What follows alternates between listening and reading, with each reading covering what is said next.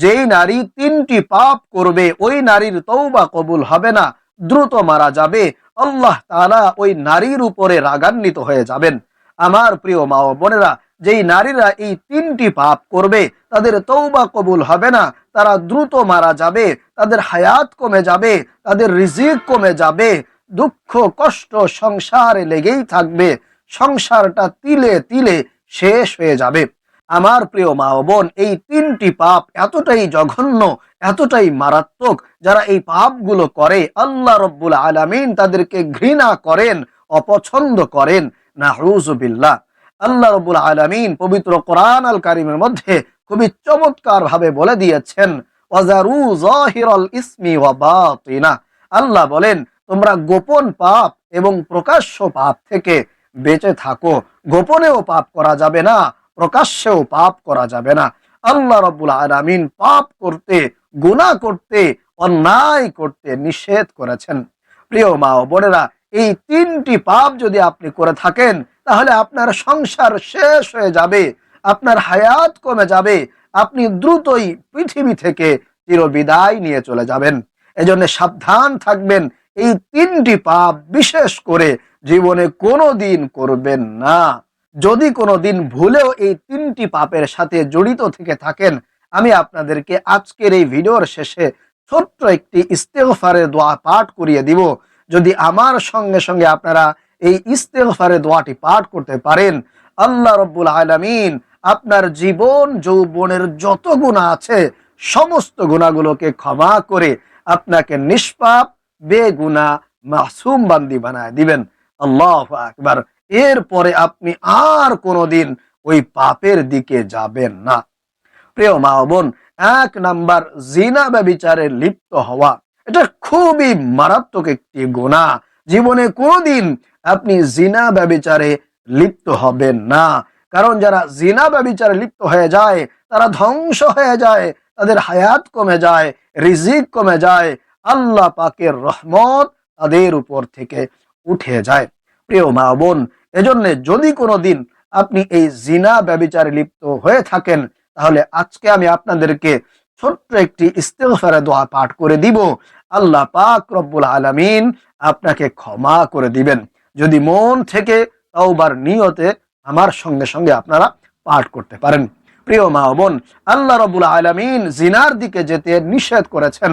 আল্লাহ তাআলা পবিত্র কোরআন আল কারীমের মধ্যে বলেন, ওয়ালা তাকরাবুজ জিনা ইন্নাহু কানা ফাহিশা। তোমরা জিনা ব্যভিচারের দিকে যেও না, নিশ্চয়ই তা অশ্লীলতা এবং তা বিপদগামিতা। প্রিয় মা বোন, জিনা ব্যভিচার করলে আমাদের শাস্তি কি হবে আমরা কি তা জানি? আল্লাহ রাব্বুল আলামিন কোরআন আল কারীমের মধ্যে বলছেন, যদি কোনো যুবক যুবতী, অবিবাহিত যুবক যুবতী অপকর্মে লিপ্ত হয়, জিনা ব্যভিচারে লিপ্ত হয়ে যায় এবং তারা ধরা খায়, তাহলে ছেলেকে প্রকাশ্যে জনসম্মুখে 100 বেত্রাঘাত মারতে হবে এবং মেয়েকেও 100 বেত্রাঘাত মারতে হবে। এবং যিনি এই বেতেরাঘাতটা মারবে তার সমস্ত শরীরের পুরা শক্তি দিয়ে এই বেতের আঘাতটা মারতে হবে। তাহলে কি ভয়াবহ শাস্তি আল্লাহ রাব্বুল আলামিন রেখে দিয়েছেন। আর যদি কোনো বিবাহিত নারী পুরুষ তারা পরকিয়া করে ধরা খায়, তাহলে তাদেরকে প্রকাশ্যে জনসম্মুখে একেবারে মাঠের মধ্যে নিয়ে এসে তাদেরকে বুক পর্যন্ত মাটির নিচে গেড়ে ফেলে দূর থেকে তাদেরকে পাথর নিক্ষেপ করে করে আল্লাহ রাব্বুল আলামিন তাদেরকে হত্যার নির্দেশ দিয়েছেন। রজমের নিয়ম চালু করতে বলেছেন। যতক্ষণ না পর্যন্ত তাদের মৃত্যু নিশ্চিত না হবে, আল্লাহ রাব্বুল আলামিন বলেন, তোমরা তাদেরকে পাথর মারতেই থাকবে, পাথর মারতেই থাকবে। নাউযুবিল্লাহ। প্রিয় মা বোন, আপনি হয়তো ভাবতেছেন যে আমি তো এই কাজটা করেছি কিন্তু আমার তো শাস্তি হয় নাই। প্রিয় মা বোন, এই দুনিয়াতে আপনার যদি শাস্তি নাও হয়ে থাকে, আল্লাহ রাব্বুল আলামিন কিন্তু পরকালে আপনাকে ওই শাস্তির কাঠগড়ায় দাঁড় করাবেন। আপনাকে অবশ্যই শাস্তির মুখোমুখি হতে হবে যদি আপনি এই দুনিয়াতে থাকা অবস্থায় আল্লাহর কাছে ক্ষমা চাইতে না পারেন, মাফ চাইতে না পারেন তওবা ইস্তেগফারের মাধ্যমে। এজন্য আমি আপনাদেরকে অনুরোধ করে বলবো, ও প্রিয় মা বোন, যদি কোনোদিন এরকম গুনাহ করে থাকেন, প্রিয় ভাইরা আপনাদেরকেও বলছি, যদি কোনোদিন এরকম মারাত্মক ভয়াবহ গুনাহ করে থাকেন তাহলে আজকে আমার সঙ্গে সঙ্গে আপনারা একটু কষ্ট করে এই ভিডিওর শেষে তাওবার দোয়াটি পাঠ করে আল্লাহর কাছে ক্ষমা চাইবেন, মাফ চাইবেন। দেখবেন আল্লাহ রাব্বুল আলামিন আপনার উপরে রহমত নাজিল করবে, আপনাকে ক্ষমা করে দিবে এবং সকল কিছুতে আল্লাহ রাব্বুল আলামিন আপনার জিন্দেগিতে ভরপুর বারাকা দান করবেন ইনশাআল্লাহ তাআলা। তাহলে প্রিয় মা বোন, 1 নম্বরে জীবনে কোনোদিন জিনা ব্যভিচারে লিপ্ত হওয়া যাবে না। এরপরে 2 নম্বরে মিথ্যা কথা বলা যাবে না, কারণ মিথ্যা হলো কবিরা গুনাহ। যারা মিথ্যা কথা বলে আল্লাহর পক্ষ থেকে তাদের রহমত উঠে যায়, তাদের হায়াত কমে যায়, রিজিক কমে যায়, অল্প সময় তারা পৃথিবী থেকে বিদায় নিয়ে চলে যায়।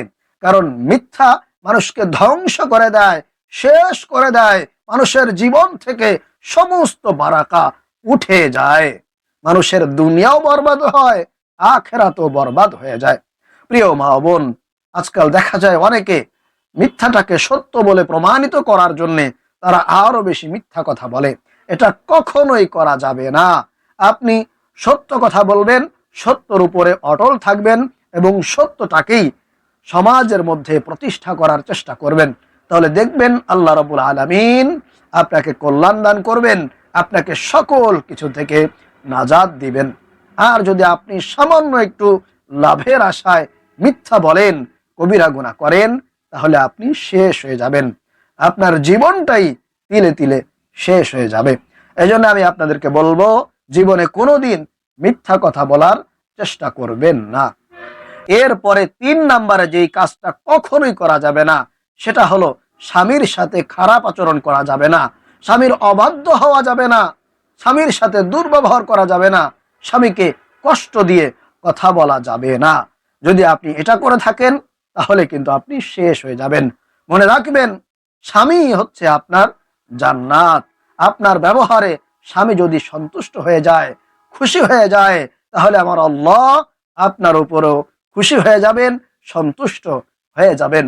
আর কোনো কারণে স্বামী যদি আপনার উপরে অসন্তুষ্ট হয়ে যায়, আপনার ব্যাপারে কষ্ট পায়, তাহলে কিন্তু আল্লাহ রাব্বুল আলামিনও আপনার উপরে অসন্তুষ্ট থাকবেন, আপনার উপরে নারাজ থাকবেন। এজন্য প্রিয় মা বোন, আপনাদের জন্য এই বিষয়টা খুবই গুরুত্বপূর্ণ।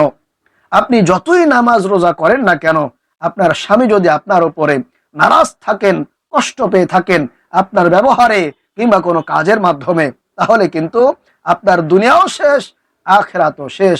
আপনার নামাজের মধ্যে ভুল ত্রুটি থাকলে আল্লাহ রাব্বুল আলামিন সেটা হয়তো ক্ষমা করে দিবেন, কিন্তু কোনো কারণে যদি আপনার স্বামী আপনার উপরে কষ্ট পেয়ে থাকেন, তাহলে কিন্তু আপনার জন্য জান্নাতে যাওয়া খুবই কষ্টকর হয়ে যাবে। এজন্য সাবধান থাকবেন, স্বামীর কথা শুনবেন, স্বামীকে সব সময় উপরে রাখার চেষ্টা করবেন, তাকে সম্মান করবেন, মূল্যায়ন করবেন। দেখবেন আল্লাহ রাব্বুল আলামিনও আপনার মূল্য বাড়ায় দিবে, আপনার দুনিয়াও সুন্দর হবে, পরকালেও ইনশাআল্লাহ আপনি নাজাত পেয়ে যাবেন। আশা করি বুঝতে পেরেছেন। তাহলে প্রিয় মা ও বোন, এই 3টির কোনো একটি গুনাহ যদি আপনি জীবনে কখনো করে থাকেন, তাহলে আপনি আমার সঙ্গে সঙ্গে এখন এই ইস্তেগফারের দোয়াটা পাঠ করুন। আল্লাহ রাব্বুল আলামিন অবশ্যই আপনাকে ক্ষমা করবেন, মাফ করবেন, আপনার জন্য জান্নাতের দরজা উন্মুক্ত করে দিবেন। আল্লাহু আকবার। আর যদি আপনি এই তওবার দোয়া না পড়েন, আল্লাহর কাছে যদি ক্ষমা না চান, তাহলে কিন্তু আপনি শেষ হয়ে যাবেন। আল্লাহ তাআলা আপনার সমস্ত কিছু থেকে বরকত উঠায় নেবেন। আসুন তাহলে আমি আপনাদেরকে এই ইস্তেগফারের দোয়াটি পাঠ করে দিই। এটা হলো সাইয়্যিদুল ইস্তেগফার, যেটাকে সর্বশ্রেষ্ঠ ইস্তেগফার বলা হয়েছে। তো আমার সঙ্গে সঙ্গে আপনারা এই ইস্তেগফারের দোয়াটি পাঠ করুন।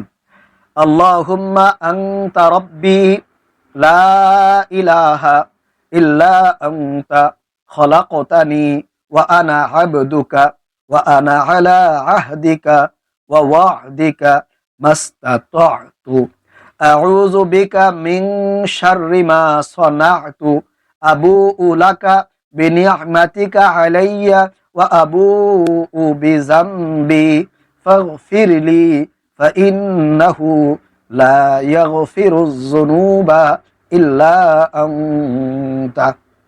আমি আপনাদেরকে স্ক্রিনের মধ্যে দিয়ে দিয়েছি, আপনারা চাইলে একেবারে সুন্দর করে ওযু করে পবিত্রতা অর্জন করে আপনার জীবনের যত গুনাহ আছে সমস্ত গুনাহের কথা স্মরণ করে আল্লাহর কাছে অনুতপ্ত হবেন, লজ্জিত হবেন এবং আল্লাহর কাছে ওয়াদাবদ্ধ হবেন, যায় আল্লাহ আমি আর জীবনে কোনোদিন এই সমস্ত গুনাহ করব না। আল্লাহ মেহেরবানি করে তুমি আমাকে মাফ করে দাও, আমার তওবাটাকে কবুল আর মঞ্জুর করে নাও। দেখবেন আল্লাহ তাআলা অবশ্যই আপনাকে মাফ করবেন, আপনার তওবাটাকে কবুল আর মঞ্জুর করে নেবেন। তাহলে প্রিয় ভাইরা মা বোনেরা, আমি আপনাদেরকে আবারও একবার বলে দিচ্ছি যাতে করে আপনাদের জন্য সহজ হয়।